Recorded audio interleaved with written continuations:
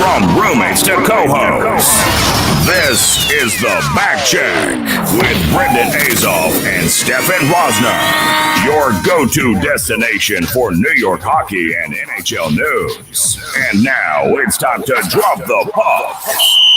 Here are your hosts, Brendan Azoff and Stefen Rosner.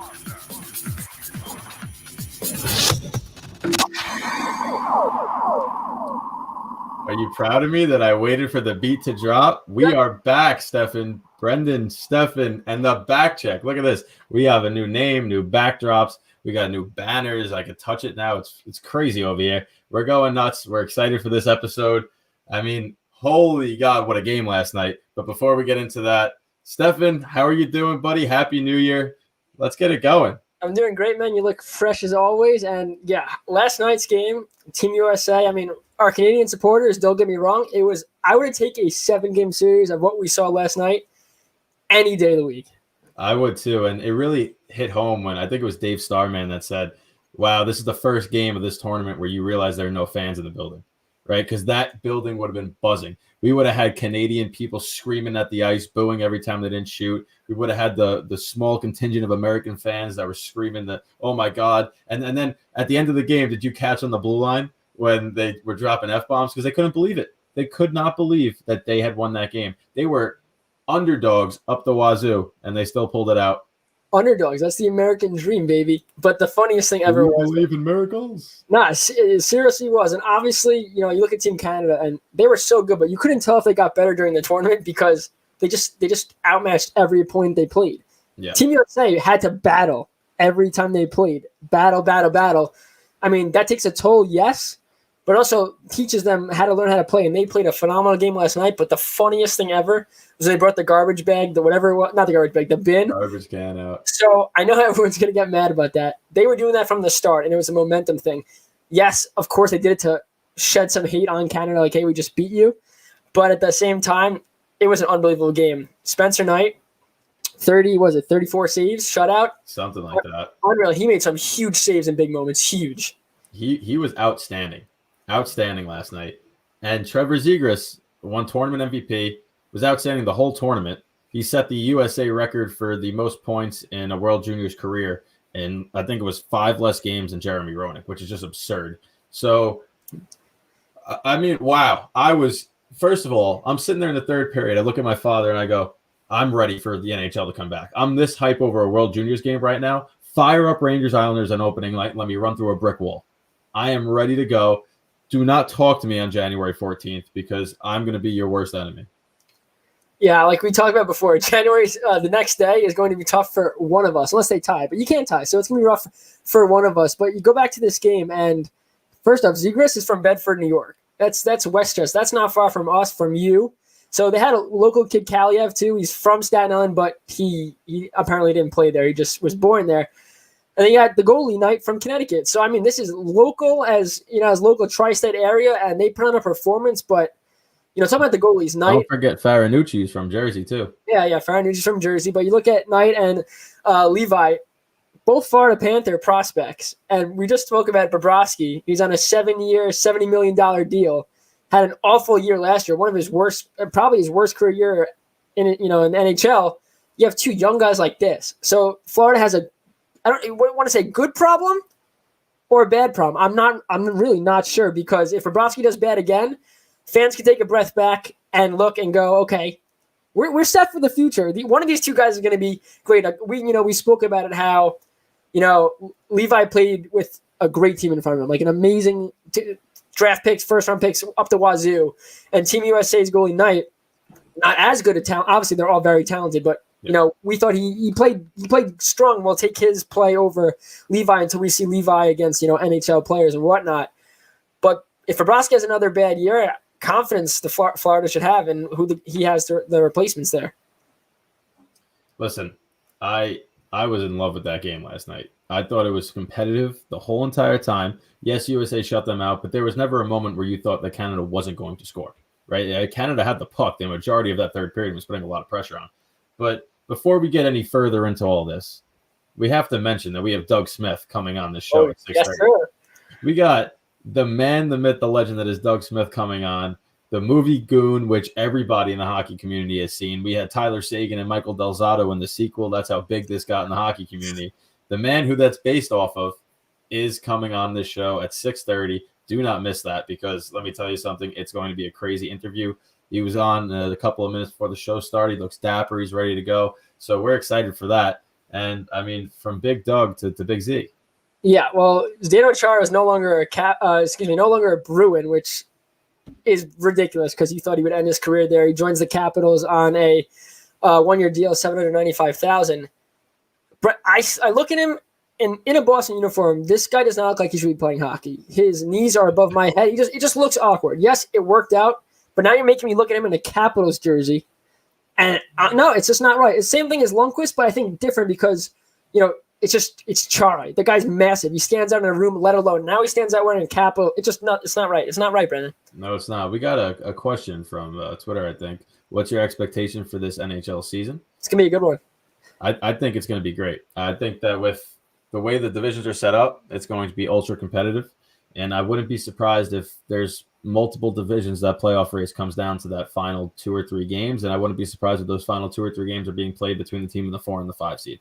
And we spoke about it before we got on the show, how there will be teams, very good teams, that do not make the playoffs this year. For whatever reasons, injuries. I mean, Canada division, are all of them Stanley Cup competitors? No, but there are a handful of them that should make the playoffs. And in their division, it's just not going to happen.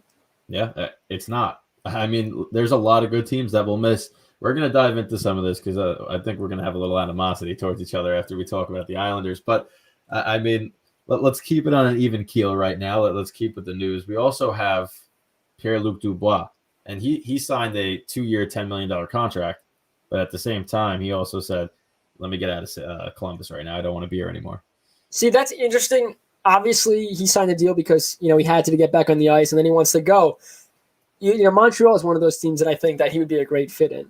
Speed up their process. They're probably still a couple years away from playoff bound. Again, their division is going to be very, very difficult this year. But when you have Carey Price and net, anything's possible. We saw that in the playoffs. But for a guy like Dubois, I mean, he had 10 points in 10 playoff games last year. This is a good young player. This is money that we see that Barzal could have gotten if he decides to take a 2-year deal. Now, granted, he wants to be out of there, and that sucks. And what does that do for a room? Obviously, we know Tortorella, he's very hard on his players, but he gets his players to work together and play. Now, if Dubois plays the season and he doesn't get moved, how is that going to affect the locker room? You already made it public. You don't want to be here. And when you want to be here, that's a tough selling point. I get it. Sports are a business. You're not happy. Why he's not happy, we don't know that information. Maybe he believes he's worth more. Maybe the contract, the way it worked out, he's like, you know what? You really don't care, blah, blah, whatever the case may be. But under Coach Tortorella, he is not going to be able to deal with a star player. He's going to give it his all, but he's got to have a tight locker room. That's how Columbus wins. Columbus has been an underdog the last 2 times they made the playoffs. They played Lightning 2 years ago. We know what happened there, sweep. This past year, they lose. But that team, that's one of those teams that comes together, truly comes together, and takes that underdog mentality. But if you have a guy in the room that does not want to be there, that's very hard. It is. It's always hard. But I think the way Columbus handles these situations odd, because Panarin, you could tell, wasn't going to re-sign. Instead of moving him, they kept him. And they won a playoff series because of it, but eventually they get ousted and he leaves. So you get nothing in return for him. Could we see a similar situation here? He's got 2 years left. So you would think that they're going to move him. I don't know if they move him during the season, though. They might wait till the offseason. So now he's got a whole year where he's dreading being there. But Pierre-Luc Dubois doesn't strike me as a player that's not going to give it 100% every time he's out on the ice. Oh, I completely agree. But he had 18 goals and 31 assists this year, 49 points in 70 games. So what I think is going to happen is if they wait, they're hoping that he performs phenomenal in year 4. If he plays phenomenal this year and maybe he gets more, it's value. If he takes a step back, this is a risk. So if Dubois has an awful year this year, obviously his trade value is going to go down. So does it make more sense to try to trade him before the season starts? Again, with the cap, all those issues, it is a very hard thing to make trades right now. It's very hard. For only teams that really could handle it are teams like Ottawa and stuff like that. But if he's not happy in Columbus, I can't see him being happy in Ottawa. Listen, he doesn't have any, no trade, blah, blah, all that stuff. So he doesn't have a say. But I mean, it's hard. Columbus is a very, I think they're going to be good. They got Koivu. They have veterans. They got Domi back. I know they traded Anderson. They got 2 young goaltenders. Seth, I mean, this is it. Why wouldn't you want? Well, again, we don't know what's happening, but we do have another fan question, Brendan. You want to put it up there? So if teams don't get off to a great start, they're not going to make the playoffs. And while I will agree with you on the streaky teams, the good streaky teams that get on good streaks, it's going to benefit the Islanders last year. A 10-game point streak, 10-game win streak, 17-game point streak. Wait, that gives you a great opportunity to make the playoffs if they're mediocre the rest of the way. A team like the Sabres we talked about previously, that's a team that gets off to an amazing start every year. Through 20 games, 10, it's 15 different, games. though. Very different. Because you're playing in your division. Playing the same team. You're not playing weak teams. Correct. If you get 2 straight wins, like say the Islanders or Rangers win the first 2 games, right? The next time they come around, whoever's 0-2 is going to come out with a fire on their butts, right? Oh, completely understand. So it's going to be a lot harder to get on one of those long streaks. The last time we saw a shortened season, we all remember what the Chicago Blackhawks did. Yeah, we all remember how good they were. The 25 straight games with a point. They were like 22-0-3. Nobody could touch them. That's not going to happen this year because you're going to be playing the same teams over and over again. And after the 3rd or 4th meeting, they're all going to figure you out. The games are going to change. It's going to be different. If we're playing mini baseball series, it's hard. You rarely see baseball teams go on those types of streaks because you're playing the same team 3 games in a row, 2 games in a row. We're going to see that similar in hockey right now. I don't really think we're going to see that many elongated winning streaks this year, like you said. But the divisions that have weaker teams, like a Blackhawk team this year, which we'll get to in a little bit with the injuries they have, they're going to have a tough time playing hockey. And the teams in their division that played them 3 times in a row, and then there's a chance for a winning streak there because that's a bad team. But for the Islanders, for the Rangers, the teams in this East Division, even the Sabres got better. There's no team that got significantly worse where it's all right, let's play them. Like Detroit even got better. But like a team like Chicago, that's probably going to be at the bottom. LA Kings should be better, but still at the bottom. Those teams in that division, all right, well, maybe if we have 3 games in a row against them, that's a winning streak. But like you said, it is so hard to sweep, if you want to call these mini sweep, that I don't think we're going to see that. It's going to be a close race for a lot of these divisions. Yeah, it has to be. And I think that's just going to drive up the viewership, right? I mean, we've seen these close races. Everyone loves it. And there's going to be Dallas is going to have fans. I know Florida is going to have some fans. After February 28th, MSG left that door open. There's going to be more people that start to allow fans the closer we get to the postseason, especially as the vaccine becomes more prevalent in society. So if we can have these close-knit races come, March or April, all of a sudden more buildings start to have fans in it. It becomes a whole different type of ball game. I can't wait for this season. I really can't. Forget the fact that hockey's coming back. It's going to be good games, good hockey, especially in this East Division. Now, I'm going to make a prediction, and you can back me up or not. In every single division, the standings won't be set for the playoffs until the last game of the season's played. Now, the teams that are in the playoffs, you might clinch a playoff spot, but there will be movement. That last game of the season, whether win or loss, could dictate who's in second, who's in third, who's in fourth, who's in first. I think it's going to be that close in every division for the teams that make it. I'm going to say no. Well, you're wrong. Because the Atlantic Division is too top-heavy.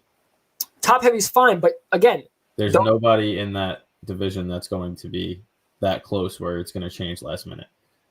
I'm not saying the teams in or out of the playoffs. I think the 4 teams in will be there, but the movement from 1 to 4, I think we could still see movement come that last game of the season. Okay, so you're not talking about teams jumping in and out. You're talking about their top 4. Yes. I mean, besides the East Division, the East Division could come down to in the playoffs or not last game of the season. But I'm saying the top-heavy division, like you just said, I think till the last game of this 56-game season is played, there will still be movement in the 1, 2, and 3, and 4 seed. Listen, very well could happen, right? Very well could happen. But the last thing we're going to get into before we touch on the ads, which I know you want to talk about. Levitz. Oh, that's our friend. Lundqvist had open heart surgery. Mm-hmm. And, I mean, forget the fact that he left the Rangers. This is somebody who is beloved in the hockey community. And you saw the outpouring of support that came out when he had this initial announcement. We all wanted to see him play in the Rangers' whole career, at least Rangers fans did. And then you went to the Capitals, and you're like, oh, it sucks that he's not on the Rangers, but at least we get to watch him play. And now the fact that you don't get to watch him play this year, I think is really hitting home just how important Lundqvist was to this generation of hockey fans. Because love him or hate him, he was so prevalent in this sport since he came in 2005. Every year he was in the Vezina conversation. Every year he had these highlight reel saves, and now he's battling something completely bigger off the ice. So we just want to wish him the best of luck in that open heart surgery and hope he recovers and we see him next year on the ice. Everything you said, 100% completely agree. The crazy thing is if there was no COVID issue, right? If there was no COVID, do they find out that he has a heart condition? I don't know how the doctors and everything works like that before a season, but I guarantee this year they did a lot more extensive tests and all that. And I'm praying. Obviously, it doesn't matter at this point. He's getting the surgery. He'll be back. I don't know if he'll play again, but he's healthy. He's alive. That's really all that matters. You look at players like in football, Alex Smith. It's great that he got back on the football field. He's alive and has his legs. So it's the little things. Hopefully Lundqvist comes back and can retire on his own power. But, imagine that there was no COVID. He doesn't get this test and he plays in something bad. It's really tough. So not that COVID's a great thing, but if that's the reason we found out about this heart condition, that's a very good thing for Lundqvist. Because, again, he's got how many daughters? Couple of daughters? Yep. And 3. Young daughters, too. So. And, again, he's so respected in the league. He's a role model for every player. It doesn't matter if you're an Islander fan, Ranger fan, Ottawa Center. And, it doesn't matter what fan base you root for, what league, even KHL. You look at Lundqvist as a symbol of how you should be as a professional. And it's sad to see. But another Ranger, Brendan, it seems like the Rangers are dropping like flies. A former Ranger, Ryan Callahan, calls it a career because of a degenerative back injury. And, again, that's tough, too, because, again, one of those guys, gritty, but he worked his butt off, got to the dirty areas, was a pest. He did what he had to do every night to get his team a W. He was a heart and soul player. I've never seen a player on the Rangers that loved the little things so much like Callahan did. And I always get taken back to when he was blocking shots on a PK, getting standing ovations for it. Rarely do you see standing ovations for a block shot, but Ryan Callahan did it, and he would do it frequently. And then he always scored those big highlight reel goals. Like, you wouldn't think Callahan's going to pull out those hands, and all of a sudden he's making a little deke and he's in. And whenever he had those types of goals, the Garden would go crazy. He clinched the playoffs for the Rangers against the Carolina Hurricanes in overtime with an absolute snipe from almost the bottom of the circle. So those one or two glimpses where all of a sudden he was better than any type of NHL All-Star with his release and moves and just the straight grit. What a leader. When teams have captains and put a C on the jersey, that heart and that grit and determination is what they want to see, regardless of the players, McKinnon, McDavid, these big names. You could have that skill, but if you're a captain, you got to go that extra mile. You got to get into those dirty areas, and he exemplified that. And again, look at the Rangers now. There's not many of them that are around that played with Callahan, but he set the stage for what this Ranger organization is all about. Obviously, players that came before him. The Rangers have been one of those franchises forever, the top of the of the mountain when you think of competitive, very well run hockey programs. Yep. But even as an Islander fan, I can hate the Rangers as a brand, but there are so many players that came to that organization, like a Callahan, like a Lundqvist. Guys like that where I look at it and go, I don't hate you. Like, I respect you so much.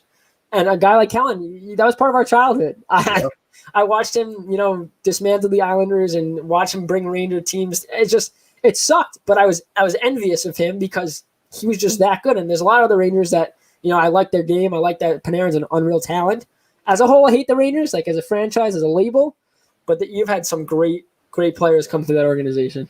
Yeah, we've been fortunate, but great players don't equal happiness because I need this motion over their heads with a little silver in it. That's what I need. None of these great players anymore. Give me a cup, please. You're talking about deadlifting, like with the silver bar? No, I need a cup. Oh. You need a Stanley Cup, Stefen. I can't watch another Henrik Lundqvist career go by on the Rangers and where he's just left like that picture where he was in the bubble. Yes, yeah, I know. Third game and the clock's ticking down and he's not even playing and you just see his face. He's like, little puppy dog guys. I almost punched my TV. I almost put a hole right through it. I was like, look what you guys did to this man. It's crazy. Look what you did. No, it's depressing. But again, hopefully we see Lundqvist back out there. That's the biggest thing. But let's move on to, Patrick Laine. There's rumors that he wants out of Winnipeg. He came on the talked to the media and said that's not the case. And this guy's a phenomenal hockey player. There was links at the Islanders, Islander fans or people that started rumors, whoever these trolls are. Oh, Barzal's not being signed because they're figuring out Laine. They can't afford Laine. They just can't afford Laine. Laine, this is what Laine is making the last 2 years. $6.75 million, and this year when it goes out, he will be an RFA. but he's going to want to get paid. I mean, It's crazy that he gets paid the same amount as Matt Martin. I don't want to talk about it. Hold on. This past year, 63 points, 68 games. Over the last 4 years, 36 goals, 44 goals, 30 goals, 28. Drop off. But you look at it as a drop off. He had 28 goals in 68 games, 82 games the year prior, 30 goals. So healthy in a full season. First off, he's never hurt. 82, 82, 68. He's played 3 straight years of every single game. He's a big boy. He's just not coming. I realize that he's a big dude. He's just not coming to the Islanders. It's just not happening. I mean, he is. How big is he, Brendan? He's a big boy. Like you said. What are the Jets gonna? The Jets like Andrew Ladd so much that they're gonna go straight up. I'm down. I'm down if you're down. If they're down. I mean, if they offered that and the Islanders said no, Lou Lamoriello better be packing his bags on the spot because that will never happen. It'll never happen. But that's enough Patrick Laine talk because it's just not happening. Brendan, do you care about ads on helmets? No, I do not. I don't. Move on. Okay. How about your sponsors for your divisions? Do you care about that? Generate the revenue you lost. I don't understand why fans are getting so pissed off. First off, it's not the KHL or any other league where they just dress them in advertisements. You have 2 stickers on a helmet, and you have the divisions being sponsored. They need to make money. They lost so much money from pandemic that why are you going to complain? Okay, guess what? They don't do this, ticket prices go up. Let them do this. Who cares? It's not like you can't see the ice or you can't see the beautiful. It's not soccer where the logo of the jersey is the company, like Jeep, and you don't even know what team you're. I think it's Juventus. I don't even know. I don't watch soccer, but you just look at it and it's like, all right, what you have to guess what team plays there. It's not going to be like that. So everyone, let's back off that. Before we get to the interview, let's talk about the Chicago Blackhawks real quick. They're in a rebuild, Brendan. And you know, as a Ranger fan, when a general manager comes out, an owner comes out and says, hey, we're entering a rebuild, tough times are ahead. And for the Blackhawks, Kirby Dach gets hurt, breaks his wrist, right? And this happened at the World Juniors. This is why you don't play your star players in the World Juniors. Now, I understand why the Blackhawks did it, because it's advertisement. Listen, this advertisement for the Kirby Dach asked for it. He wanted to play, correct. But if they didn't want him to play, he wouldn't play. The thing for me is it's advertisement for the fan base of Chicago to say, hey, listen, we're in a rebuild, but look at what talent we have. Look at the beautiful talent that we have in the ice. And that's why Kirby Dach gets to go and play, and he wanted to. I mean, it's not like they're playing for anything this year anyway. Might as well play. He gets hurt. So does this put your rebuild back another year? Because this is a guy that you need there. This is your best player, of the young guys coming up. You have DeBrincat, Kubalik.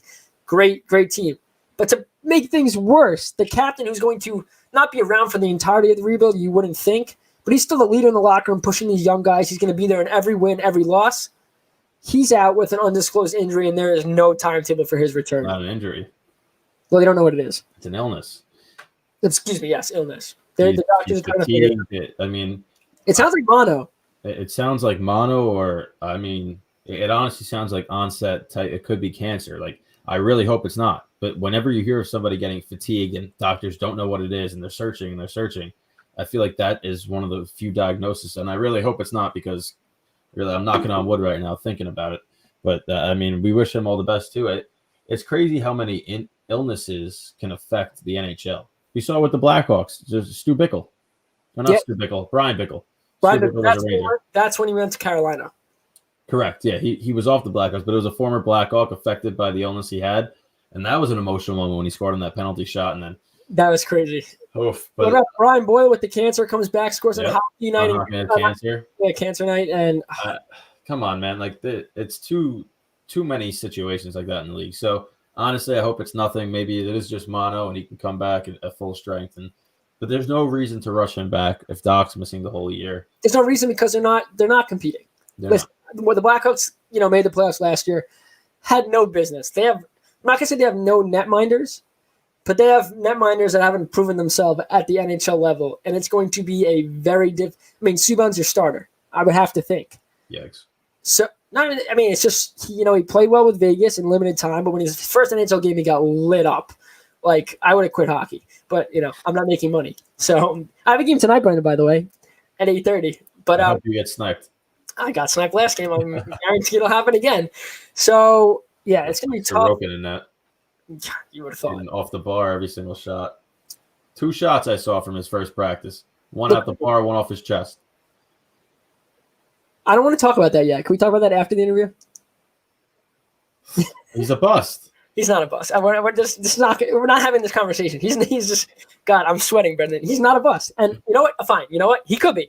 He very well could be. But there's also people that are saying, especially NHL.com people, that he's gonna have a better year than Shesterkin. Why? I don't think he's gonna play that many games. No, we already talked about it. We think that Varlamov starting 30. I think at least 32, 33. I would think it would be even, if anything. Yeah, and then the other reason why I agree with that's going to happen is because the Islanders' defense is better than the Rangers. So he has that. Look at what the Islanders' defense does to goaltenders. Thomas Greiss is a good goalie. He's not a top 10 goalie in the league, but he played like one 2 years ago. And they get Leonard, who plays out of his mind. Varlamov, who came off an awful year plus injuries, obviously with Colorado, comes to the Islanders and plays great. And then in the playoffs, phenomenal. Greiss in the playoffs, phenomenal. In a game that, the last game, Game 7, where they allowed, 16 shots on goal? Yeah. Well, I could see Sorokin being better, but he's going to be very good. But to me, I don't need Sorokin to be better than Shesterkin. I don't need that. I don't even need them to be even. I just need a goalie in net that's not going to leave after a year because he's 35 plus and is a veteran that just, they have a never-ending cycle of let's sign a veteran to a 1-year, 2-year deal and then just let him go and do it again. Dwayne Rollison passed his prime. Nabokov passed his prime. Over and over, the Islanders do that. So to have a guy like Sorokin, who's only on a 1-year deal, so they got to re-sign him too. We'll get into the Islanders cap issues after the interview, but I just need Sorokin to look like what the advertisement says. And of course, false advertising happens in the world all the time. There's an ad for this, an ad for that, and it doesn't even work. So we're just praying that he's good. And then someone that we're watching just said you need him to be good. Yes, Luca Colombano, whoever that is. Yeah, you need him to be good. That's all I'm asking for is for him to be. But are you banking on for the longevity of his career that the Islanders are this good defensively? That's impossible. No. I'm not saying he's only going to be good because of defense. I'm saying, though, if you're going to look at it and say Sorokin's going to have a better year than Shesterkin, I would say a major reason if that does happen is because of the Islanders' defense. Yeah, but I'm saying for the Islanders to have sustained success, he's not going to have to be good. He's going to have to be great. He's going to have to be Lundqvist-esque. Eventually, this defensive structure that they have will deteriorate. They're getting older. You're going to lose players because they can't keep all these players with the amount of fourth liners they have. Fair. You have Dobson's 20. You have Aho, who's young. You have the Bold Wild, who's young. They have young guys. You think Sebastian Aho is going to replace one of the defensemen they have right now and be solid? He got paid this year. They signed him to a deal. He got paid. Everyone gets paid with the Islanders. Listen. Leo Komarov got paid with the Islanders. It's Komarov, so if you're going to make fun of him, pronounce his name right. He's terrible, so he doesn't deserve his name pronunciation correct. No, but what I'm trying to say is you have Pulak locked up. They're going to lock Pelech up. They have Mayfield. They have Dobson. Lenny's still around for a couple more years. This defense, it's because of Trotz. The defense is going to deteriorate because they get older, but it's still the system that's in place. And yes, Sorokin, stop shaking your head. I saw the comment that said Levitz, ha ha ha. And, okay. Now we're getting hurt by our boys because they made a mistake. Well, that's what happens when you mess up a name. That's twice, Brendan, today you mess up a name. And you didn't mess up my name, though. That's all that matters. So you just look at it, and the Islanders' defense is going to be good. Obviously, they're going to have to stay good. They're going to have pieces come in that play well, especially when Letty's gone. But Letty's not even that old. He's got another 5 years.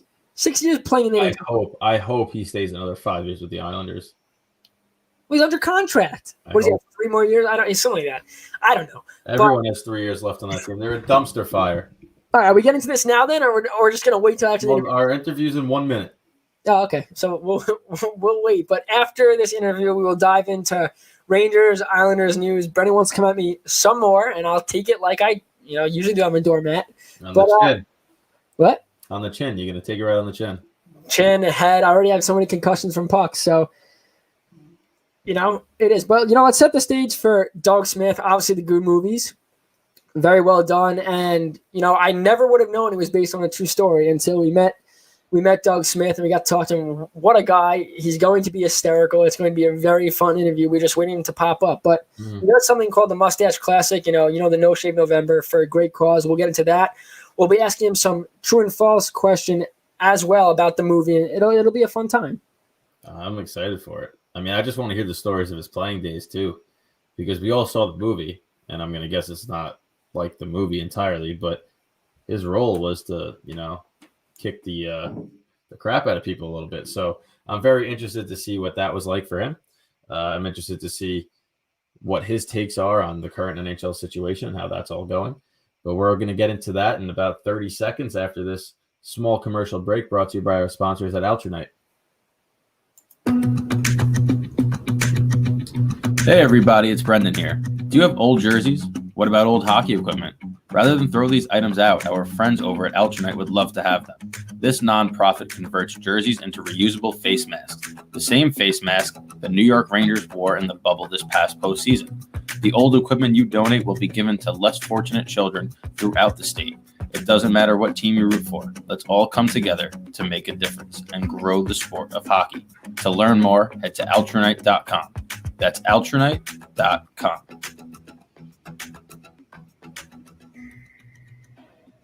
All right, and now it's time for our big interview. We're going to welcome Doug Smith to the show. Doug, welcome to the show.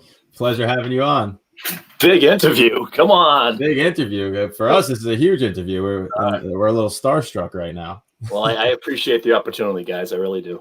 Oh, that Boston accent. You warned us about it. You warned us. Yeah, it's tough to grow up in New England and then travel, especially in Canada when I played hockey up there. I mean, you know, people called me Yankee Doodle and all kinds of names. And I understand we butcher the language, and it's really tough to understand our accent sometimes. We certainly don't pronounce the letter R properly. But what can you do? Yeah, it's exactly. So we'll get right into it. So talk to us about the Mustache Classic and what that means to you, and what it's really all about. The Mustache Classic, that was put together by a guy named Matt Caputo. I met him a couple of years back. I think I actually might have met him on Facebook. I mean, this guy really worked hard. It's part of the NHL Hockey Fights Cancer campaign. He put 6 teams together. We kind of played for one day. Each team played each other like in a round robin type of thing. But it was really all about fundraising and getting money to donate to the cause. And if I remember correctly, our Mustache Classic, group, so to speak, we generated more donations than any NHL team. We were the number 1 team to donate. I think it was maybe over $20,000. It was pretty significant. But the cause was awesome. Met a lot of really good guys. We had a fun day. I was really happy to be involved with it for sure. Awesome. I saw you score a couple of goals too. Like that. It was great. Yeah, I mean, I don't score too many goals, especially even at my age. But yeah, I got a couple of lucky breaks. So wait, tell us before we get to the next questions. Tolik Bortz had some sick celebrations. How were his goals? Were his goals nice? I'll tell you, we had a couple of guys on my team that could really fly. I mean, they could skate well, and the guys that I played with on my line, I'll tell you, we really did well. We moved the puck, and we got some great shots. And, yeah, I mean, I think everyone that scored really celebrated like it was the 7th game of the Cup. I mean, yeah, Tolik Bortz got that Russian gas. So, Brendan, you can get the question. It's just refreshing to hear a hockey player not say we got to get pucks deep from an answer about a game. But yeah. So, I mean, tell us about when you started playing hockey and what your inspiration was to get involved in the sport and get going with it. I really started late, and for people that don't know my story, I may have skated on a pond or at a hockey rink maybe like 3 or 4 times as a kid growing up, but I never played hockey, the sport itself. And, all my friends did play. And when I was about 19, I think I was almost 20, and I finally got out on the ice with my buddies just to have some fun. And one of my really best friends, Adam Fratazio, he played hockey in high school and college. And I had an amateur boxing background as a kid growing up. I fought in a lot of local tournaments, the New England Golden Gloves and stuff like that. And Adam always kind of had this crazy dream, like, if Doug could learn how to play hockey and keep his balance, and with his fighting background, maybe he could make it as like a minor league tough guy somewhere. And, we're talking about the 1980s, like that's when I played, early 90s, and fighting was huge back then, not like today.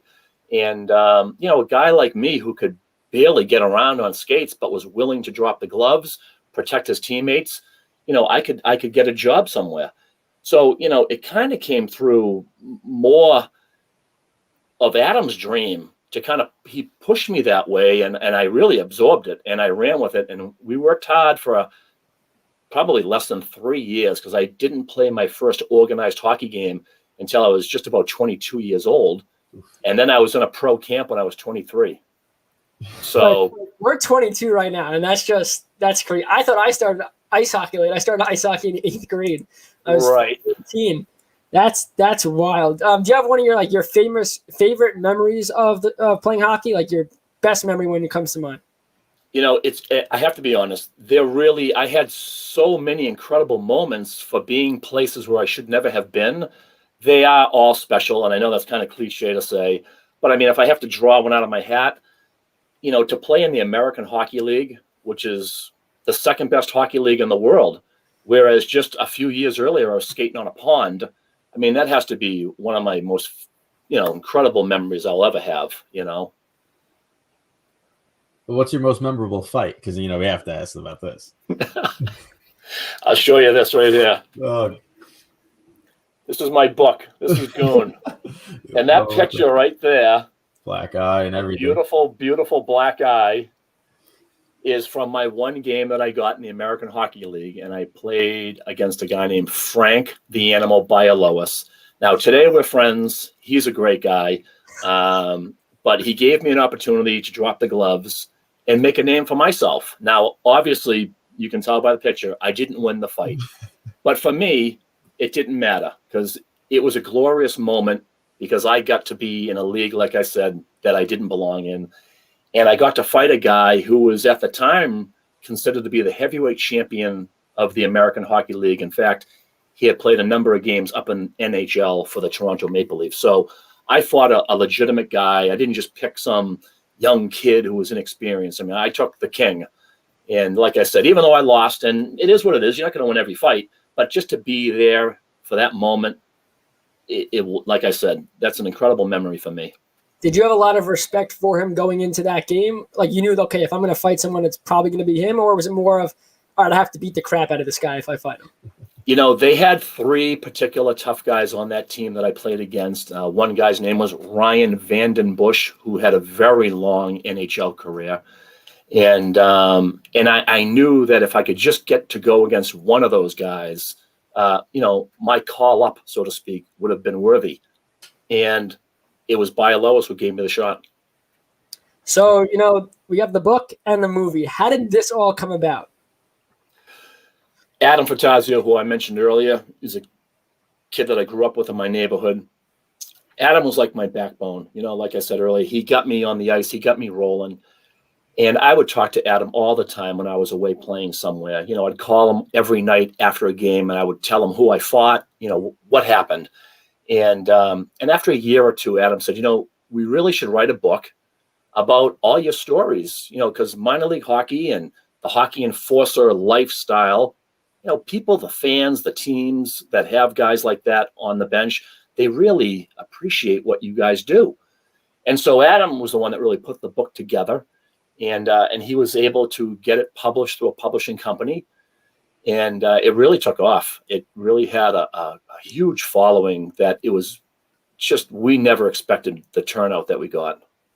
Did the book lead to the movie? Is that where the movie? Yes, it did. Yeah. In fact, from what I understand, I was told that a guy that works for a writing team in Hollywood, he was in an airport and he happened to see the cover of the book. And he said, as soon as I saw the cover and the title Goon, he says, I knew exactly what it was about. He says he took the book, bought it, hopped on his flight. He said by the time he landed, he had finished the whole book.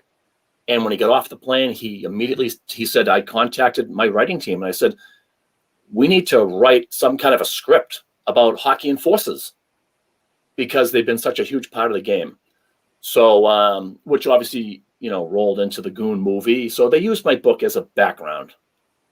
All right, well, a little later in this interview, we're going to ask you some fact or fiction about the movie. But next question, though, was your nickname really The Thug? So Doug the Thug came when I was playing in the East Coast Hockey League my very first year. I played with the Winston-Salem Thunderbirds, and we were on the road in Knoxville, Tennessee, playing in the Knoxville Cherokees. And there was a wild bench clearing brawl. And the very next day, in the newspaper on the front page was a picture of me fighting some guy. And the writer who wrote the article under the picture wrote, Doug, as in Thug, Smith, instigates this wild brawl last night at the Civic Center. And the nickname kind of stuck. And, like I said, I would never give myself a nickname, but nevertheless, I kind of ran with it. That's a great story. And so one question a lot of our followers had was your view on fighting in the NHL today. So obviously we're going to assume you're pro fighting, but just let us know what you think about not having fighting in the sport and what that does to guys like you that get the opportunity, like a John Scott guy. Is it play a big thing in hockey if they got rid of fighting? Well, I think obviously the instigator penalty was intentionally made by the NHL to curb fighting and slow it down. But fighters today, they weren't like me. They weren't like one-dimensional. Like, I really couldn't play the game that, I sucked, and I was there just to fight. So today, a guy has to be able to play the game too. I believe that the hockey players should police themselves just like they've always been able to do. The referees and the linesmen, they might miss calls from behind the play. They miss instigating, things that happen between guys. And sometimes dropping the gloves is the only solution. And, I have a hard time watching today's NHL, to be quite honest with you. Wow. Just because of that reason? I hate to sound one-dimensional, but, I really believe that fighting is a part of the game. And it's the only sport that allows it, so to speak. And listen, there's a lot of top-notch players, Sidney Crosby and Ovechkin. I mean, these guys will tell you they like having a tough guy on their team, and they like having the feeling of protection on their wing when they're out playing their shift. And, Sidney Crosby has had more concussions than any fighter in the NHL, and he doesn't fight. So, it is what it is, and you can't tell me the fans don't love it, because when the gloves come off, every fan pretty much stands up, So it's tough. Yeah, I mean, when we go to games and fights happen, the adrenaline, we're not the ones fighting, but we get amped up where everybody goes nuts. It's a very exciting part of hockey. Brendan, did you have something you want to say? Yeah, I mean, it's part of the game. It polices itself, right? So I think that's a big aspect as to why fighting is as important as it is for all the fans and the players. But have you stayed in touch with the game since then? I know you mentioned that, you're not really a big fan of today's NHL, but have you stayed in touch with it in some part?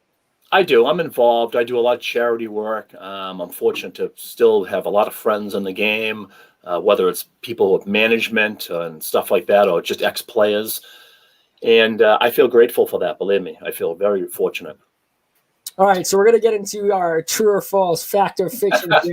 So, I mean, it's because, you look at movies and, okay, they're never like the book, some of them. And then this is on your life. So everything, there could be a lot of differences. But the first question, did you really get into a fight in the stands with the player? Did that happen? That did not happen. That is scripted into the movie just for fun. All right, well, it's a great part of the movie, but it would have been okay. That's awesome. I mean, like I said, we're trying to find out as much as possible. But would you have, if you were let's say you were in the stands, right, and a player came over, would you have any problem back in your day beating the crap out of him? Well, I mean, if he's coming after me specifically, I have to defend myself, right? Wink, wink. I mean, do you tell people that it does happen? Just a little pat on your own back? I think that's a little far-fetched. You don't ever really see, No. Maybe back in the 70s when the Bruins climbed the glass at Madison Square Garden and beat the guy with a shoe. Ever since that, it's really tough to see someone climbing over that glass. So that's why I think it was a good little something to throw in the movie, because it was so far-fetched. All right, so the next one. Did you have a version of Ross Ray, and who was it? You know what? We did not have a version of that. Well, I didn't have one anyway in my career.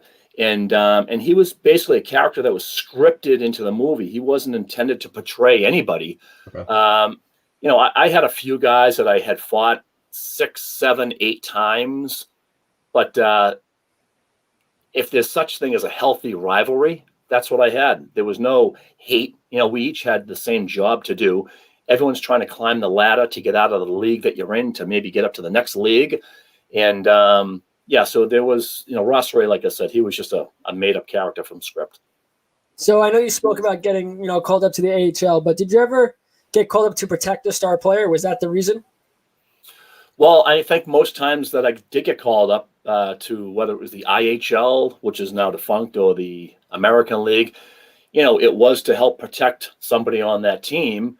And more times than none, it was because their current enforcer was either injured or suspended, and they just needed somebody. And, like I said, I didn't belong anywhere, so to speak, but I certainly was never going to say no to an opportunity that was given to me. Yeah, I mean, listen, anytime you can fight, right? Listen, I grew up, I love fighting, and when I could play, and we were punching cages, so we were not really getting any job done. But hockey is, to me, it's something that should allow and police it. So you mentioned there's no Ross the Boss Ray, but who's the toughest guy you ever fought? Well, I mean, for me personally, they really were all tough because, I started so late. And most of those guys were at a much higher level. They had been fighting for a lot longer than I had ever been on the ice. And so, believe me, between balance and just nerves, maybe the night before, every fight for me was really important. And they were all tough. They were really tough, Last one for the, true or false before we get to some fan questions. Did you ever block a shot off the face or score a goal off the backside? Well, I look pretty good. No, you did. Take it off the face. I never scored a goal, although I do have an assist that I got in the East Coast League, and I swear it hit me off the back of my leg, and someone just picked up the rebound and rifled it past the goalie. So I did get credit for an assist once. That's awesome. Thanks for doing that, too. I know you don't have any, I can't say this, can't say that. So we appreciate you openly being honest. Let's get to some fan questions. This one's from @Luca Colombano. Do you agree with the idea that the NHL is essentially getting soft when it comes to checking, fighting, and just contact in general? Well, we did touch on that earlier. I mean, I feel like the game is changing. And I don't want to be naive. I mean, I understand why the game is changing. They're very concerned about injuries and concussions and so on. And I do get that. But let's not be fooled. The game is still fast. The players are bigger. They are very physical. And sometimes guys just take liberties with somebody else. And, again, I think if that person knew that the gloves could come off and he could get, beat up, so to speak, by his actions, there might not be so many physical players running around the way they do. Good answer. Next one from @AntFerrari1. How many teeth have you gotten knocked out? One. Really, just one? Just one. Yep. All right. I guess that's less dental work you have to get done. Yes, I was very happy that I never actually had to ever activate my dental plan. So I guess it's fair to say you won more fights than you lost. Well, I definitely wouldn't say that. I would say that I lost more than I won, but I think I was pretty good at absorbing punches and not really taking them square on the button. Gotcha. Next one, @nkulkin27. Do you think that you could beat up the movie version of yourself? Jeez, I would hope so. My God, that'd be pretty sad. But, I was really, really fortunate to be involved in the second movie. I got a little clip in the movie, and I got to square off with Doug Glatt. And, it was an ongoing joke during shooting that, I kept saying to the directors, Jay Baruchel and some of the other guys, you can't take me out with a headbutt. You got to have Doug Glatt at least just exchange some punches, make it, I don't know. And, but that's the script they had. And I always gave Sean William Scott a lot of ribbing on the side saying, if we ever get on the ice together, I would kill you, just for fun. But he's a really, really good guy. They're all fantastic actors. I mean, every single name that's in that movie is a Class A actor in Hollywood. So to answer your question, I would hope that I could hold my own against him. Yeah. Last question for you from Wheeler_25. Should college hockey players be allowed to duke it out rather than being ejected or even suspended? I'm not against high school and college players having the no fight rule. I don't have a problem with that. They can wear their full face masks in their cages, and fighting should just really be on the professional level. And that's just my opinion, though. All right, we have one last one that just snuck in here. At Evans Trevor, who would you say is the biggest tough guy in the league right now? He said, do you think it's Ryan Reeves? I do think it's Ryan Reeves out in Las Vegas. I mean, he's certainly a badass. There's a couple of guys that are still floating around the NHL that want to do it. I just saw Matt Martin just re-signed. Yes, and Kevin Miller for the Bruins is back this year after being out injured. I mean, there's a couple of tough guys, but I think Ryan is probably the top dog for the last year or two anyway. Thank you for answering all of our questions this time. I know we have a little bit of technical difficulty with Brendan, but on behalf of both of us, thank you so much for taking the time to join us. It was an awesome interview, and we really hope to talk to you soon. Well, guys, I do appreciate the opportunity. Thank you so much. No problem. Have a good one. Okay. Brendan, are you back with us? I have no idea. I'm honestly about to call Verizon mid-show and just go off. All right, we're going to head to a little 39-second commercial break. Let's see if Brendan can figure it out. Brendan, hopefully I'll see you back here soon after this little commercial from Long Island Hockey Co. Hey guys, Stefan here. Each night on Long Island, 180,000 residents will go hungry, 39% of which are kids who have no ability to control their situation. Our friends over at Long Island Hockey Co. are trying to help as many families as possible. Each hat sold on their website will provide 50 meals for food insecure Long Islanders.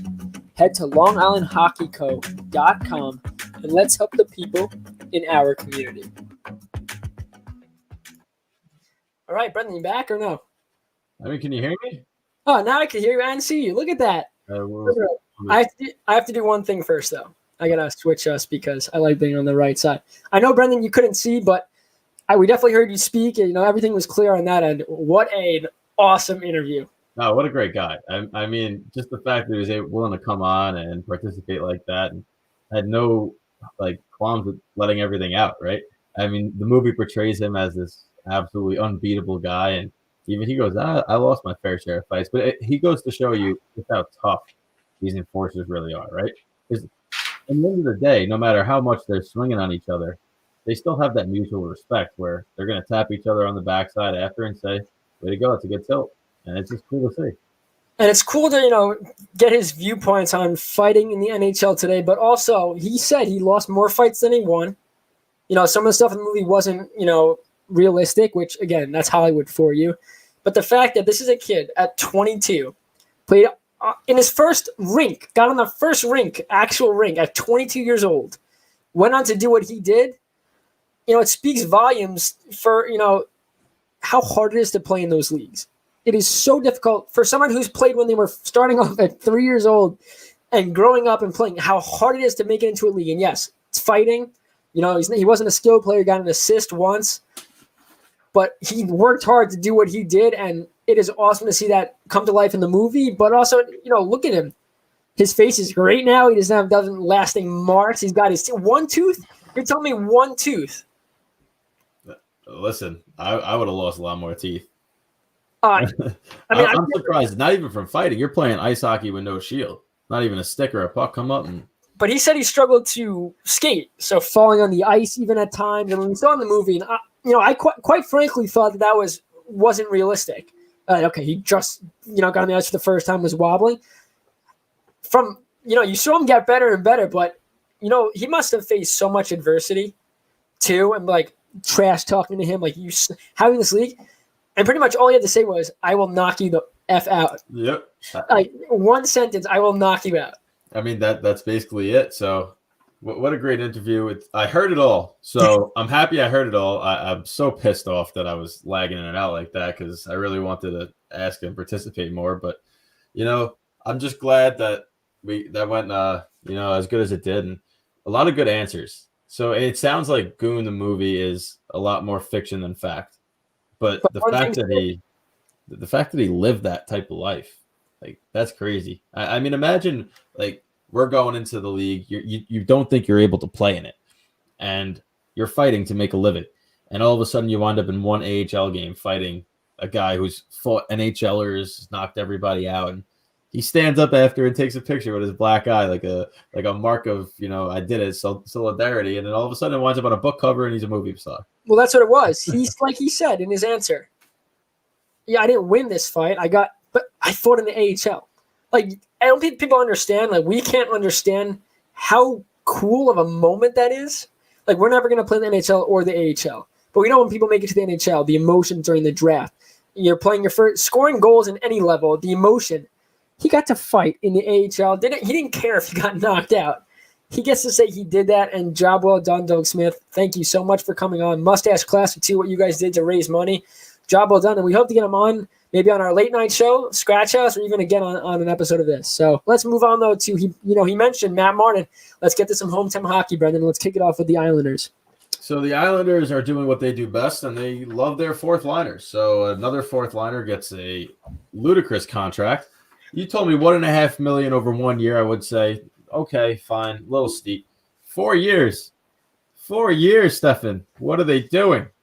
Okay, so you want to know exactly what they're doing? They're keeping the best fourth line in hockey. Wait, no, but you're wrong. Wait, you're wrong. I'm not wrong. How am I wrong? Who's a free agent next year? Casey Zizekas. They're not bringing him back, so you're keeping it for 1 year. Okay, but let's not assume things. You know what happens when you assume, Brendan? You're correct all the time. That's the saying. All right, we're gonna do this like a quarter. I'm gonna say something. You could refute it. Okay. Oh. $8.35 million to the fourth line. On any team, get rid of the fourth line, quote unquote fourth line. No, because it's not. They are the best fourth line in hockey. It's not even debatable. Wait. We talked earlier about how the Islanders. You make me laugh. But we talked about how the Islanders, without their fourth line healthy, Zizekas, Clutterbuck, Skate Cuts, both missed significant time last year. When they came back for the playoffs, the team was so much better. Yes, Pella comes back. It's a major part. Matt Martin, 5 goals in 22 playoff games, only had 5 and 55 during the regular season.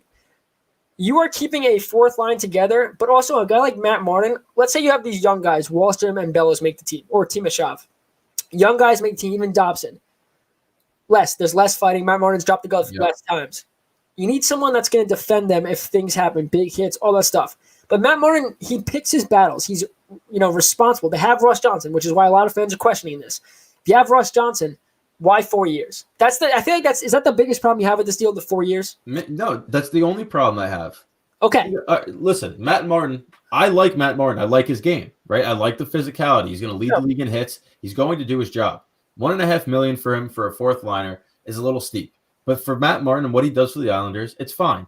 Why 4 years when you might lose a part of that fourth line next year anyway? Sign him for a year and bring him back next year on another contract. Look, I'm looking at it right now. Matt Martin played 10 minutes and 25 seconds of time on ice per game last year. Mm-hmm. Clutterbuck had 13.25. Zizekas led the fourth line with 14.17. $8.5 million for nobody who's played more than 14 minutes in a game. Can I refute this? That's an average time per game, correct? I'm sure it hovers around that. Probably, but full season, that they didn't play as many games. But I understand what you're saying. Are they on the ice in the final minutes? Honestly, at times during games, yes. In the playoffs, probably not. But this is a line that could go up, Brendan, against a Crosby line, a McDavid line. I swear to God, Trotz has the confidence to put this line out in any situation. After the Islanders give up a goal, fourth line's out there. Every time they score a goal, fourth line goes out there, unless the team's buzzing. But you look at this line, and Matt Martin, this is all about loyalty. Okay, Lou Lamoriello, when he worked for Toronto, got Martin there, overpaid probably for him, and didn't really. He got let go, or they left mutually, and Martin found himself a healthy scratch more often than not. Then Lou Lamoriello gets him again, so clearly Lou Lamoriello loves this guy, and I think at the end of the day, Matt Martin wants to be an Islander for life. Now, granted, a 1 year deal. That's you could verbally commit, say, hey, until you retire, we'll sign you to 1 year deals. But things change, but things change. Hockey's a business. He has a family. He has a kid now on Long Island. He loves being here. A 4 year deal shows that, listen, it's a fact. You will retire as a New York Islander and play hockey. Now, I think after the 4 years are done, if he still wants to play, get the 1 year league minimum. I think that. But for $1.5 million over 4 years for a guy, what Matt Martin does, and again, I can't convince you, on the ice. Oh, my dog's going to bark like crazy. On the ice, there's just he does so much stuff. I know, again, a lot of players in the NHL probably do the same thing, but they're not getting this money for a fourth-line guy. I think it was a reach. I think even Christian Arnold knows that I know. my saying's the right saying. What'd you say? What is he referring to? You said, you know what they say about people that assume, and I was like, no, that means they're always correct. Oh. Because it's all right. I will say this one last time. Yeah. I like Matt Martin. I hear you. I wanted the Rangers to get Matt Martin when he was in that whole Toronto debacle. They didn't have a fourth line. They were a bad team. You need that physicality. I still would like them to get Matt Martin and put him on that fourth line. But guess what? If I saw the Rangers sign this contract, I'd lose my mind. And I understand why you're not losing your mind, because he is a valuable player to the Islanders. But to me, the only piece that doesn't fit is everyone knows how good the fourth line is. A, it's still a fourth line. B, it is a fourth line that is about to lose somebody next year, because when you look at who they're letting, like who's a free agent, they're going to have to keep the more skilled guys. If you're going to lose part of it, why commit to a 4-year deal? Why not just 2? Why not just 1? Well, I think they're committing to Matt Martin being here for the rest of his career, not taking into consideration that Zekas, it's going to be really damn near impossible probably to bring him back. Clutterbuck is still got numbness in his hand from the wrist injury in his fingers. We don't know how he's going to play. He could be out in a year or two. You never know. I think $1.5 million over 1 year.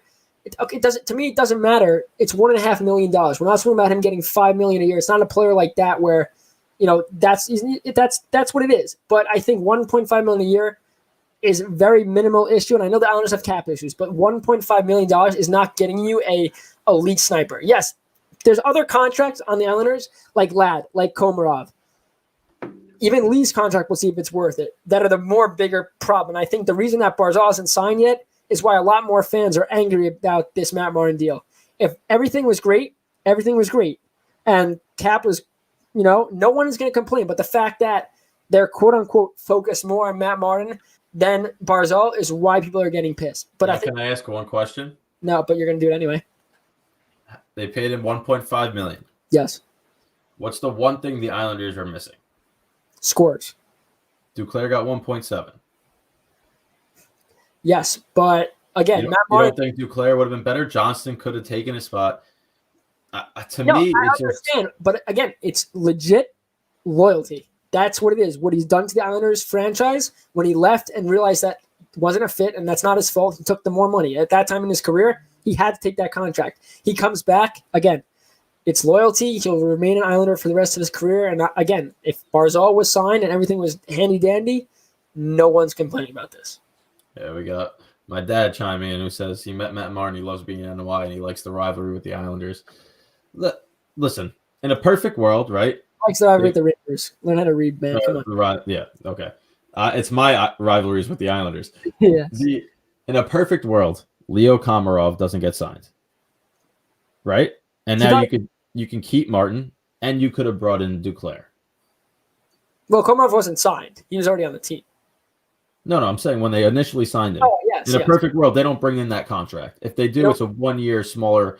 No way. I mean, should he ever sign for that? But that's a separate issue. What about the Ladd deal? Same thing. Yeah, but Ladd, at least when he was in Winnipeg, was producing like that. They brought Ladd over because he was a veteran that won a Stanley Cup, that could be a leader, whether he wore the C or not, and make us name for himself in New York and bring this team over the top.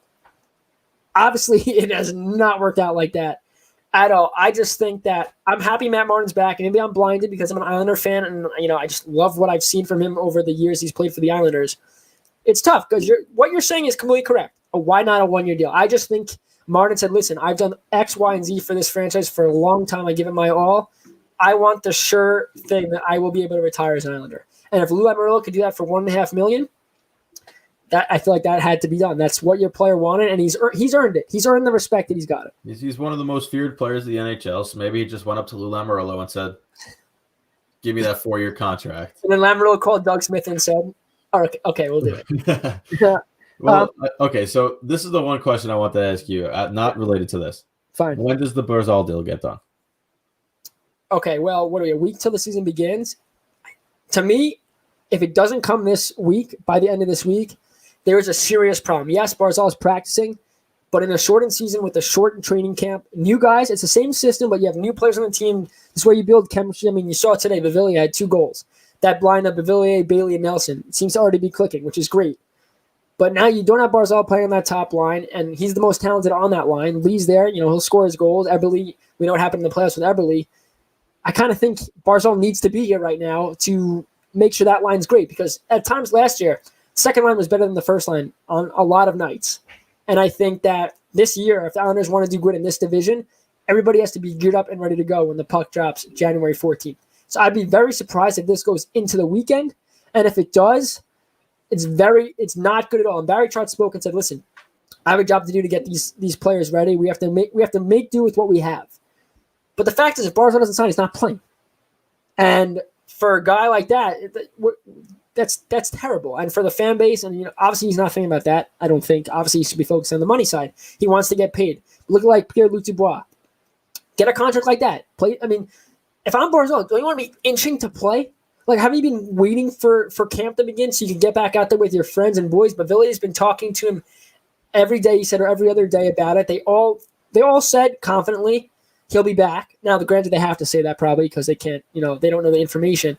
But it seems like he wants to play and wants to be an Islander. I think it's a money issue, and the Islanders have a tight issue they have to deal with the Boychuk, long-term IR retiring, all that stuff, the taxi squad, the relief that brings. It's tough, but it's a really bad sign if this goes into the weekend. Very bad. Again, you want Barzal to be happy too and not do what Dubois just did and go, sign me, but I want out. Because the last thing the Islanders need right now is their top player that they're building around to be like, you know what, I'm done. And again, Seattle coming up, all that crap. He's their Islanders' best player. If they don't have him, they're in a big hole in a very tough division. Well, that's my theory. I look at this like a Le'Veon Bell situation where he's just going to sit out for the season because he knows deep in his heart he wants to go back to Seattle where he had so much success as a youngster. And how good would that Seattle Kraken jersey look with the 1-3 on the back? Almost a Vegas-esque story where they get this guy who hasn't really succeeded with the Islanders, and all of a sudden he goes to this new team and he's going to put up that 70 points that he can't put up right now. And he's going to have some nice wingers alongside of him, and they're going to go to the cup, just like Vegas. That's my theory. Well, your theory is it's wrong. It's wrong, and it got me really tight for no reason. And we have some more Islander news to get to because time's a ticking. But yes, Barzal, I really expect him this not to go into next week because next week's crunch time. And if he's not in camp by the end of this week, God, Christian, I thought you had my back, Christian. My man, Christian Arnold, this troll job by Brendan is just incredible. The look on Stefan's face. Thank you. At least he realizes that I'm not being serious right now. No, I know. It just, it gets me tight when people tell me I'm wrong and things like that. And, of course, this will get done soon. I honestly think it's a matter of, like, minuscule amounts of whether it's term or money. But I also, honestly, Barzal could be asking for a shorter term. He could be, and I think that if he's smart to do that. Like we talked about it. If he gets a longer term, that contract's well worth it because he's only going to get better. Yeah. When he gets better, he's going to want more money. How old is he? 20. I want to say he's 22. Let me check. Matt Barzal age. Because if he gets a 3-year deal at 25, I mean, he's guaranteed to get a 7-year, especially at the rate he's producing. No, and I understand Matt Barzal's party wanting to get that. He's 23. And 225 days, thanks to Hockey Reference. But the other thing is he could be waiting another 2 years so that the cap starts going back up. That's a prominent factor right now. And I could see Lou Lamoriello is a tough guy, and he's not budging and saying, listen, you're accepting this X, Y, and Z. Those are the terms. He's an RFA. So, again, if he doesn't play, he's not playing.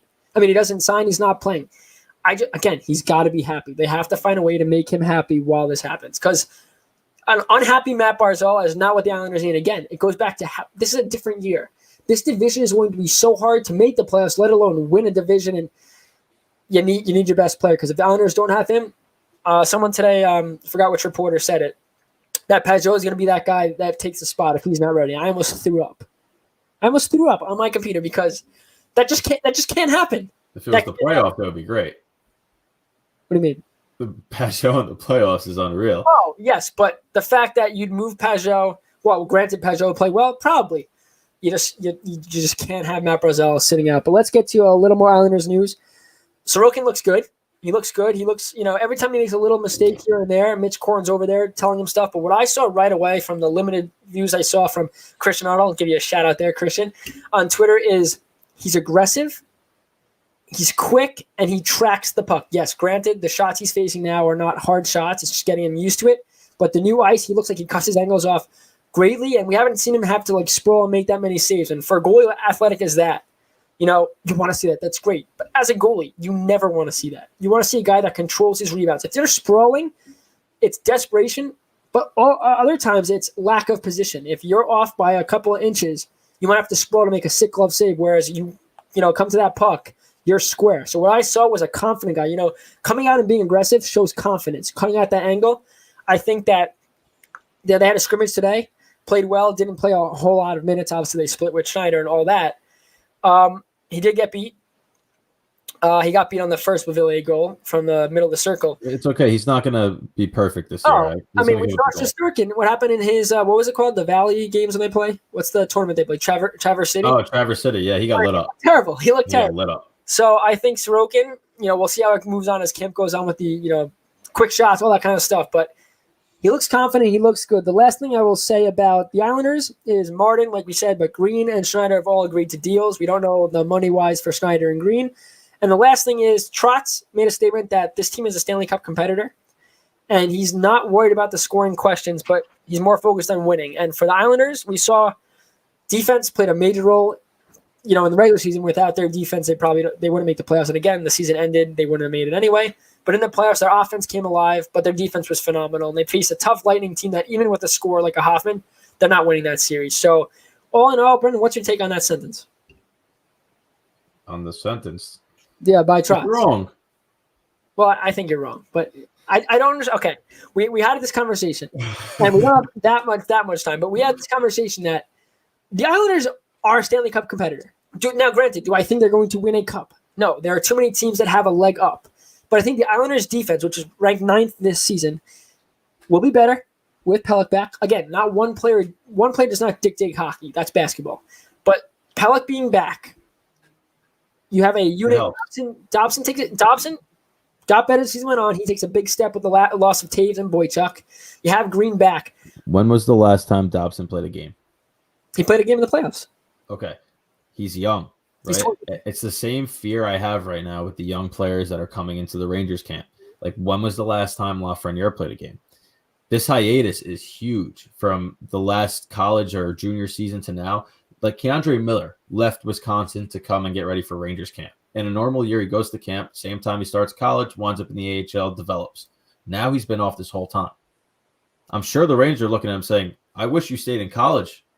Oh, I wish you got the games. So that could play a factor. Now, Dobson is a good player, right? And he's got that NHL experience last year, which is important. So I think he will be fine. But it might take 5 games for him to get his full feet under him. And if he's on the ice for a couple of bad goals in those 5 games, that's impactful this year. So that is a big factor that people are kind of overlooking when we talk about not just the Islanders and Dobson, but every team. I mean, the Rangers are going to be huge with that. They're the youngest team in the National Hockey League. Yeah. No, I mean, but again, do I think they're going to win the cup? No, they need it. Not even they need a scorer. They need their bottom 6 guys that are, we do the little things on the ice to do the other things on the ice, like put pucks in the net. The guys that they are paying. Like, even though Komarov is not a goal scorer, he could put in a lot more goals than he's been putting in. You have young guys in Bellows and Wallstrom. Wallstrom is a scorer. We want to Bellows a scorer. We need to see this. But we need this. It can't be a growing pain. This is not a year of growing pains because, again, you struggle. You're losing your chance. We spoke about this. But I do think the Islanders are a Stanley Cup competitor. They're not a pretender. It's going to be a tough decision to win. But, Brendan, let's move on to the Rangers, and then we have some dates in hockey history to close out this first show. So finally we're going to get to the best team in New York hockey. Well, no, it's going to, honestly, not going to lie, these teams are going to be neck and neck, and it's going to be fun, and I'd rather see the Rangers competitive. I'd rather see them be competitive. I don't want to see them be terrible because when that happens, it doesn't matter when Rangers and Islanders play, but if they keep each other in check, yes. I want to say, and I think it's important for both teams to do well. Now, I'm not rooting for the Rangers to be better than the Islanders. I'm rooting for them both to be good enough that come playoff time, they're both in it. Now, I really don't think the Rangers are going to make the playoffs. Granted, I think the Islanders will be a 3rd or 4th. I know EJ Raddick said number 1. Going to be tough, but again, Boston's got some issues too.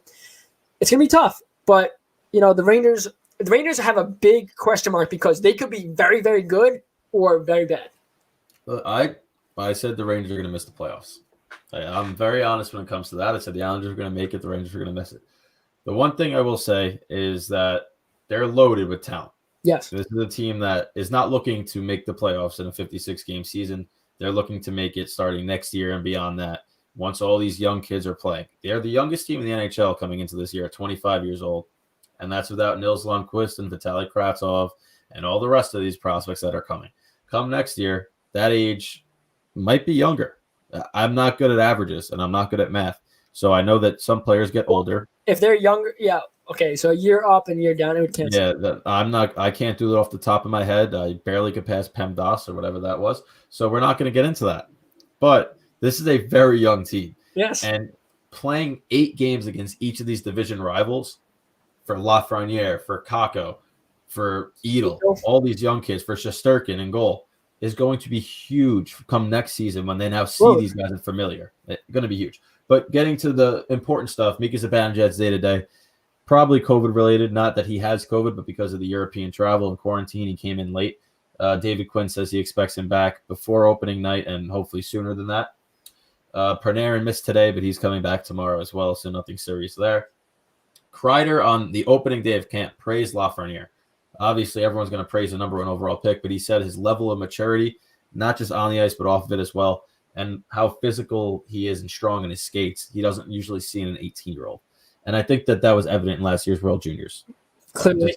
How good he was. So I don't know how many points to expect, but I do know I expect a lot of flashes of just brilliance. He's going to be one of those guys when he goes on the rink, all eyes are on him, like a Barzal, like a Hosang when Hosang first came up. Those guys where it's, oh, wow, let's raise the volume, let's tune in. Something magical could happen. And that's exciting enough, even if the Rangers didn't have a bright future, which they do. Having a guy like that is definitely something you want to see, and fan interest, all that. It's gonna be great to see these young guys. And even if they have a bad year this year, it's still experience. The bubble was a microcosm of what this year could be, where they go against a good opponent and they learned. It was 3 games and they got swept. But they learned what it takes, how good they have to be as a unit to win. And it was a struggle. It was a struggle to watch in the bubble. It was tough at times. Again, Lundqvist going, it was tough. A lot of things riding on it. Walk. I'm just going to hit you with everything that I saw happen. Panarin bobbled the puck all the time. Passes weren't clicking. Anyway, it's going to be fun to see this team, even if they don't have success, because at the end of the day, you're the youngest team in the NHL. Learning curves, growing pains, it's going to happen, and this is the year for that to happen. Yeah, I agree. I think the biggest lesson they took when you think of Carolina, they are not a physical team, they're a skilled team. Yes. Yet they came out and their skilled players played physical. And they had the Rangers' young skilled players trying to play physical, which they had no idea how to do. Which is what happened on the Aho goal, because D'Angelo didn't play he didn't play correctly. And I'm even talking more about the opening minute of the first game when they were hitting everybody. Shea got concussed fast. And you're looking and you see all of a sudden the young guys are running around trying to hit them. They forgot they're still playing hockey. They now know that in order to get to that next level, physicality has to come in the game. It has to come in the game aspect. You can play your skill game, but if you're pressuring on the forecheck, bump somebody. And I think that was the biggest thing.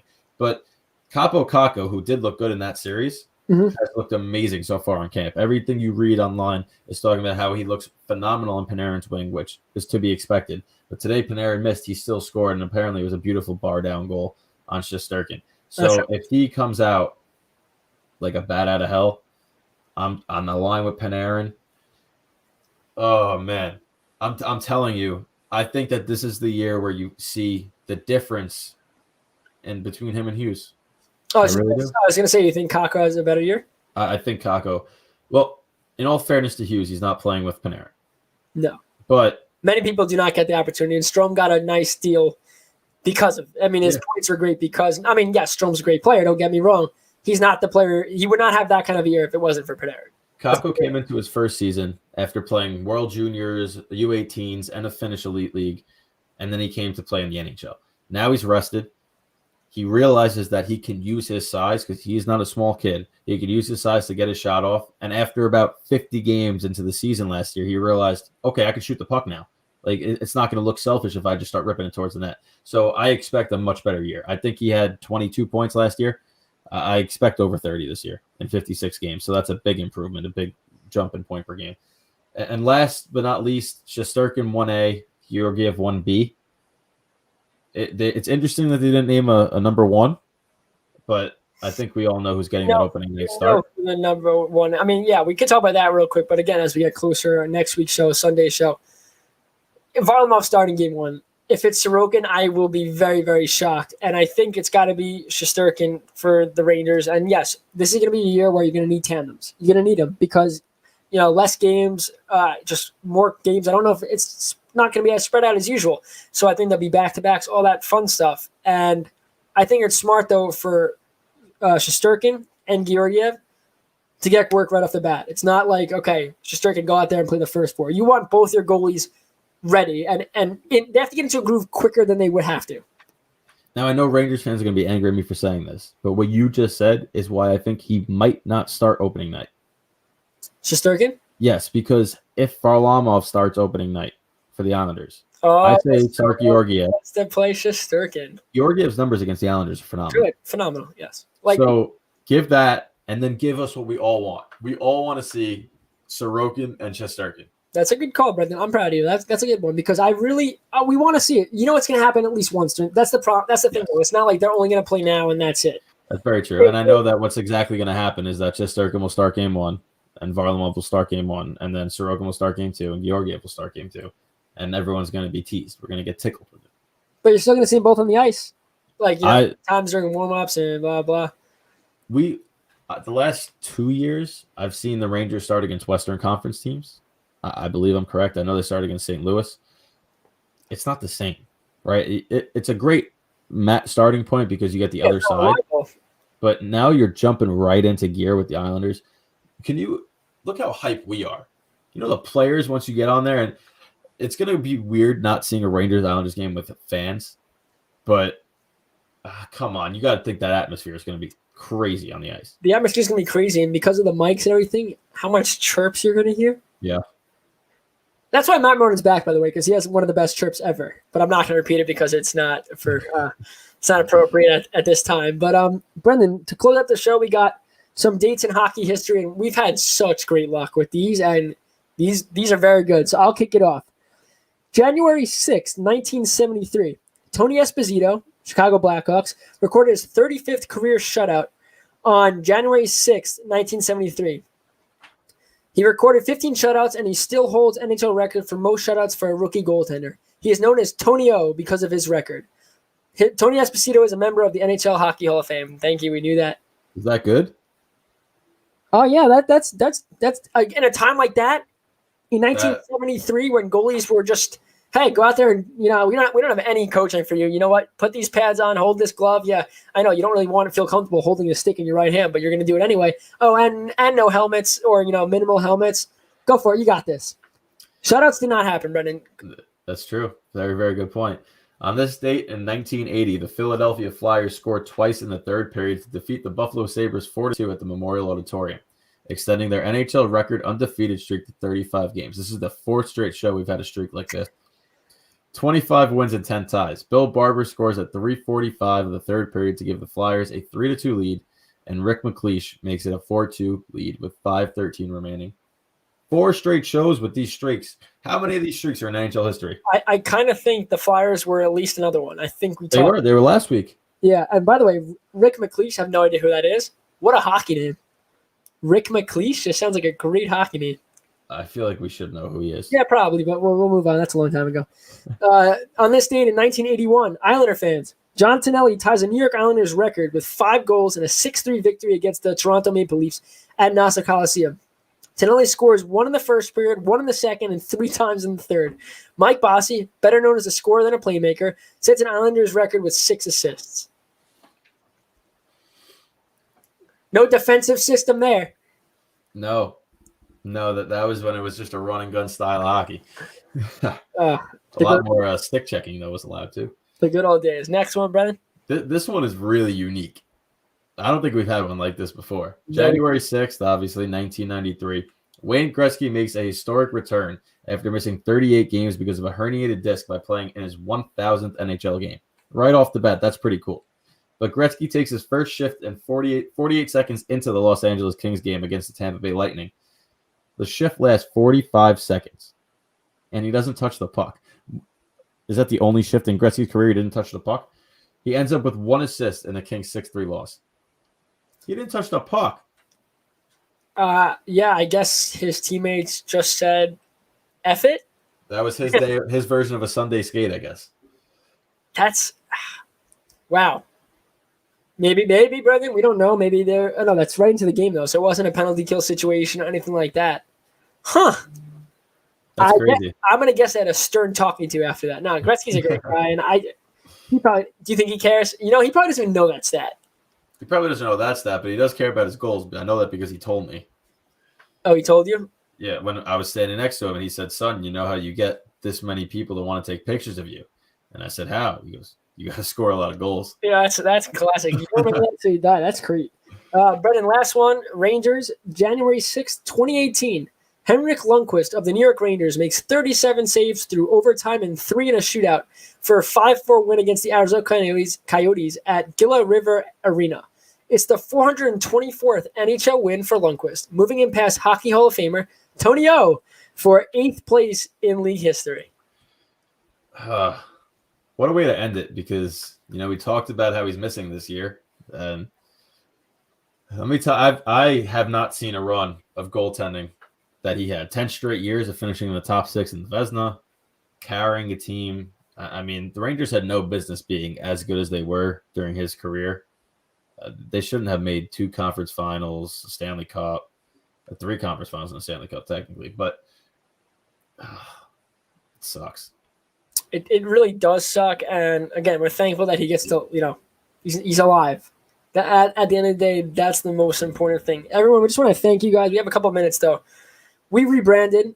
First episode, the support has been crazy up and down the comment section. Everything has been amazing. So if you want to see more of our content, we are doing a late night show, which will get started soon. We do stream NHL 21, me and Brendan and our friend Trevor Evans.